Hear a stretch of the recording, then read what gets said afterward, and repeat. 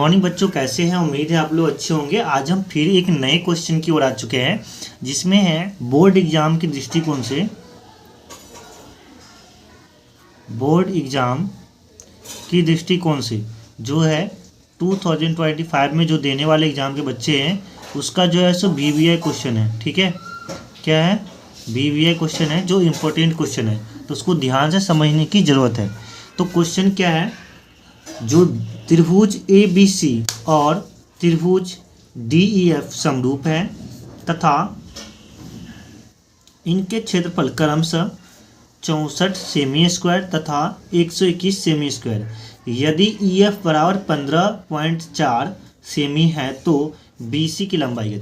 यानी सबसे पहले क्या दिया हमें कि इसमें क्या बोला कि बाकी चीज़ें भूल जाओ, क्यों? ध्यान दे, क्वेश्चन में जो चीज़ दे रखा है उसको लेकर चलना है। बहुत आसान है, कोई ज़्यादा बड़ा क्वेश्चन नहीं, सिंपल सा क्वेश्चन है। ठीक है, तो क्वेश्चन क्या है? दो त्रिभुज है और वो क्या है? समरूप, यानी सेम होना चाहिए। तो एक त्रिभुज ये रहा, हमने बना लिया, और एक त्रिभुज हमने ये बना लिया। चलो ठीक है, इसका हम नाम रख दिए ABC। चलो इसका नाम रख दिया हम DEF। हमने समरूप बना दिया, दोनों त्रिभुज सेम सेम सेम सेम। ठीक है, समरूप बना दिया। इसके बाद क्या है कि इनका क्षेत्रफल क्या है? इतना और इतना है। दोनों का क्षेत्रफल दे रखा है, इसका भी क्षेत्रफल दे रखा है, इसका भी क्षेत्रफल दे रखा है। जिसमें क्या है? EF, इसका भी क्षेत्रफल दे दिया 64 से, इसका क्षेत्रफल दिया 121। लेकिन ये जो इसका EF दे रखा है, भुजा दे रखा है 15.4 दे रखा है सेंटीमीटर। ठीक है, तो BC की इसकी लंबाई पूछ रहा है क्या होगा। ठीक है, टिल द टाइम। तो इसमें क्या है कि सबसे पहले कि एक चीज़ जान लो कि जब भी दो त्रिभुज आपस में, तो हम यहाँ पे लिख सकते हैं चूंकि। हल करने से पहले हम यहाँ पे लिखेंगे चूंकि जब दो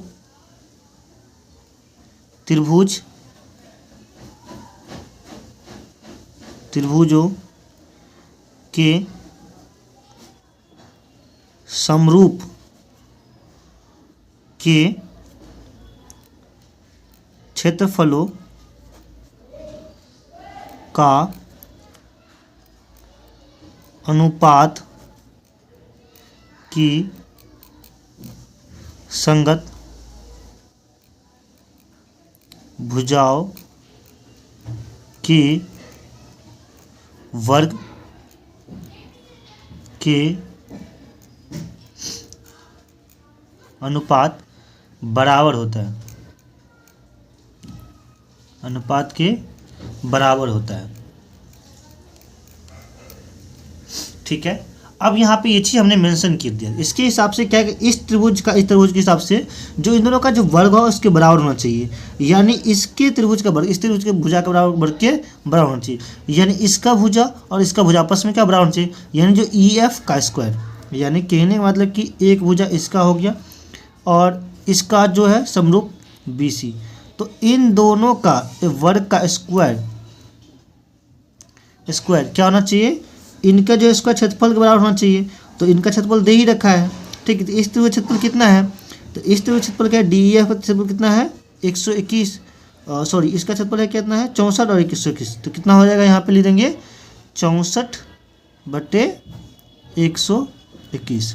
ठीक है, अब देखो यहाँ पे क्या ये स्क्वायर है, इससे जगह तो रूट में जल जाएगा। ठीक है, तो क्या स्क्वायर रूट बन जाएगा, है ना?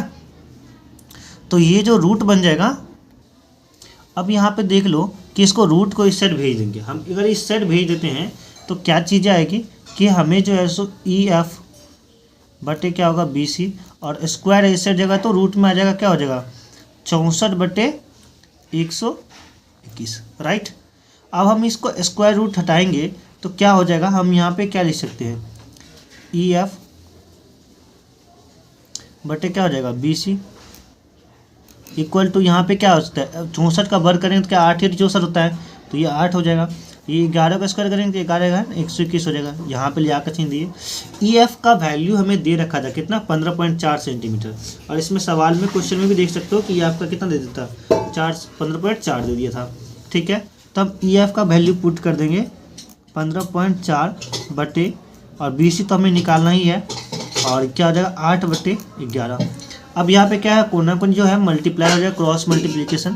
तो यहाँ पे क्या हो जाएगा? हाँ, BC × 8 इक्वल्स टू क्या होगा? 15.4 गुने 11। यहाँ पे क्या है, गुना में से हट जाएगा तो भाग में हो जाएगा, ठीक है। तो क्या होगा, बी सी इक्वल टू क्या हो जाएगा, 15.4 गुने 11/8। इसको अब हम काटना चाहते हैं तो काट सकते हो आप, ठीक है, जो कट जाएगा, ठीक है। तो इसको काटेंगे 4 से, ठीक है, इसको काटेंगे तो क्या हो जाएगा, 7.7 हो जाएगा, ठीक है। और ठीक, इसके बाद देखो यहाँ पे मल्टीप्लाई कर लेते हैं अपन। तो 7.7 को 11 से मल्टीप्लाई करना कितना आ जाएगा, इसको क्या हो जाएगा, बी सी इक्वल टू, इसको 7.7 से 11 से मल्टीप्लाई कर लेंगे साइड में, तो हम मल्टीप्लाई करते हैं तो क्या आ जाएगा, 847 आ जाएगा, आप मल्टीप्लाई कर लेना, ठीक है। बटे क्या हो जाएगा 4। तो यहाँ पे क्या है कि मल्टीप्लाई करने का बीच में पॉइंट भी है ना, एक अंक के बाद दशमलव भी आएगा, बटे 4 है, दशमलव उड़ेगा 0, 40 हो जाएगा। यहाँ पे काट के क्या हो जाएगा, बी सी बराबर आ जाएगा 21.17, ये हो जाएगा सेंटीमीटर। तो ये बी सी का आंसर हो जाएगा, आप चेक कर सकते हो, ठीक है। और कोई क्वेश्चन है इसमें, कोई भी दिक्कत हो तो बता सकते हो। बहुत ही सिंपल क्वेश्चन था, वीवीआई क्वेश्चन था। अगर आप वीवीआई क्वेश्चन इतना सॉल्व कर देते हो तो बोर्ड में आपको पक्का है कि 2 से 3 मार्क का क्वेश्चन आना ही आना है, और 5 मार्क तो आ भी सकता है लिमिटली है, लेकिन 2 से 3 मार्क का फिक्स ही है कि आपको बोर्ड एग्जाम में पूछेगा ही पूछेगा, ठीक है। तो इसको ध्यान से समझ लेने का। मिलेंगे नेक्स्ट वीडियो में, तब तक के लिए बाय, जय हिंद, वंदे मातरम।